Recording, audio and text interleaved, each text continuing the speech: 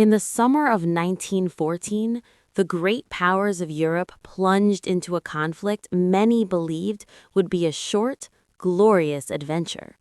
Over by Christmas, they boasted. But before the first month was even over, a single military plan, born of equal parts fear and arrogance, had already locked the continent into 4 years of unimaginable slaughter. This wasn't just a bad strategy, it was a blueprint for global catastrophe. This is the story of the Schlieffen Plan and how it doomed the world to a nightmare before anyone understood what was happening.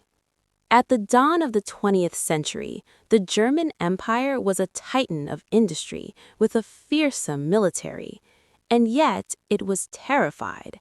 Sandwiched between France in the west and the colossal Russian Empire in the east, Germany's generals were haunted by a single strategic nightmare, a two-front war.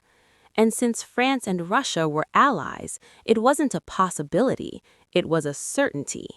Fighting both giants at once looked like a death sentence. Germany's top brass knew a long, grinding war of attrition would bleed the nation dry.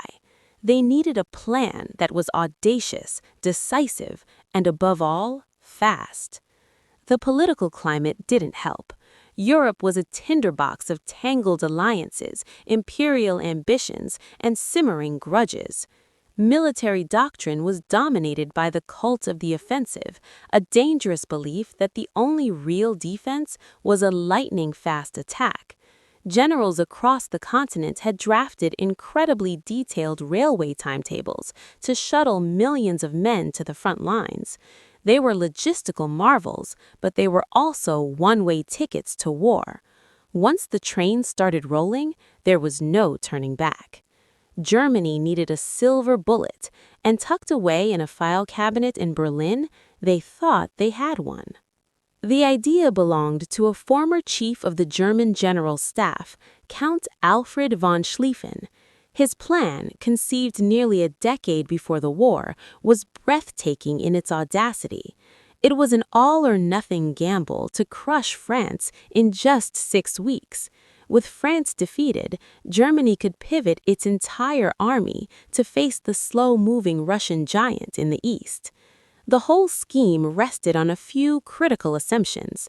First, it banked on Russia, with its vast territory and primitive railways, taking at least 6 weeks to fully mobilize its army. This gave Germany a non-negotiable 6-week window to win in the West. Second, to beat France that quickly, Schlieffen envisioned a gigantic, sweeping maneuver, a massive right hook. The bulk of the German army would storm through neutral Luxembourg and Belgium, bypassing France's heavily fortified border.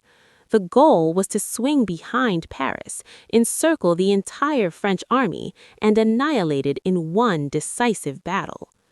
The final and perhaps most arrogant assumption was that Great Britain would simply stand aside while Germany invaded a neutral country it was sworn to protect. The original 1905 version was even more brazen, calling for an invasion of the Netherlands too. But by 1914, the plan wasn't Schlieffen's anymore. It was in the hands of his successor, Helmuth von Moltke the Younger. A far more cautious and anxious commander, Moltke got nervous. He tweaked the plan. He spared the Netherlands, but more critically, he weakened the all-important right wing, the hammer of the attack, by diverting troops to guard against a potential French push elsewhere. As legend has it, Schlieffen's dying words were, "Keep the right wing strong." Moltke did the exact opposite, creating the first cracks in a plan that demanded perfection. On August 4, 1914, the German war machine roared to life. As troops poured into Belgium, the plan's assumptions immediately began to shatter. The Germans expected to sweep through Belgium with ease. Instead, they were met with ferocious resistance. The fortress city of Liège held out for an astonishing 11 days, a delay the rigid timetable could not afford. That heroic stand didn't just slow the advance, it triggered a diplomatic catastrophe. The invasion of neutral Belgium was the final straw for Great Britain, which declared war that same day. The small but elite British Expeditionary Force was on its way, another unscripted obstacle. As the German armies pushed onward, they seemed unstoppable, forcing the French and British into a long, brutal retreat. But behind the lines, the advance was becoming a logistical nightmare.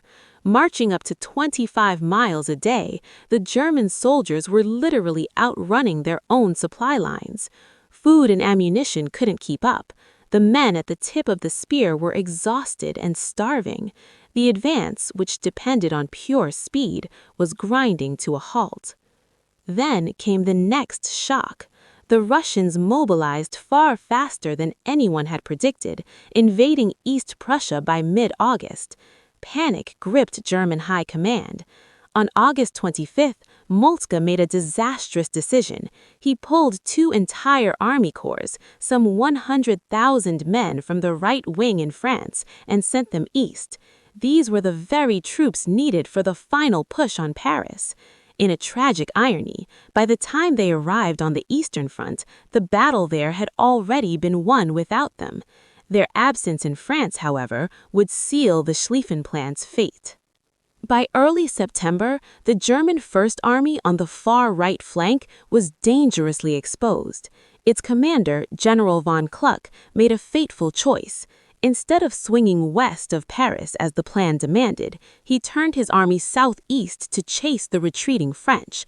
This exposed his entire flank to the French forces defending their capital. The French commander, Joseph, spotted the opening on aerial reconnaissance. On September 6th, the Allies threw everything they had into a massive counterattack, the First Battle of the Marne. In a legendary moment, 6,000 French reserves were rushed from Paris to the front in a fleet of taxicabs, a small but vital reinforcement that helped turn the tide. The British and French poured into the 30-mile gap that had opened in the German line. The advance was stopped dead. The Battle of the Marne didn't just wreck a military strategy, it shattered the illusion of a short war and set the stage for the carnage of the trenches. To see how the technology and tactics of World War I evolved from this moment, make sure you subscribe and hit the notification bell. And if you'd like to support our work, please consider joining our community on Patreon. On September 9th, a defeated Moltke ordered a general retreat. The German armies fell back to the Aisne River and did the one thing the Schlieffen Plan was designed to prevent. They dug in. Unable to dislodge them, the Allies dug in too. Soon a line of trenches snaked its way from the Swiss border to the North Sea, a scar across the face of Europe that would define the next 4 years. The plan failed for a cascade of reasons. It was a house of cards built on faulty assumptions that Russia would be slow, Belgium wouldn't fight, and Britain would look away. It was a rigid, unforgiving timetable that had no room for error or the simple chaos of war. And finally, it was fatally weakened by Moltke's hesitant changes and his last-minute panic. Designed to deliver a swift victory and prevent a long, bloody conflict, the Schlieffen Plan's failure made that very conflict inevitable. It failed to knock France out of the war, but its initial advance had carried the German army so deep into enemy territory that it couldn't be removed. The great powers were now trapped in a war of attrition that none of them wanted, and none of them knew how to win. The guns of August fell silent, replaced by the grim, grinding reality of the trenches, a trap from which there would be no escape for 4 long years.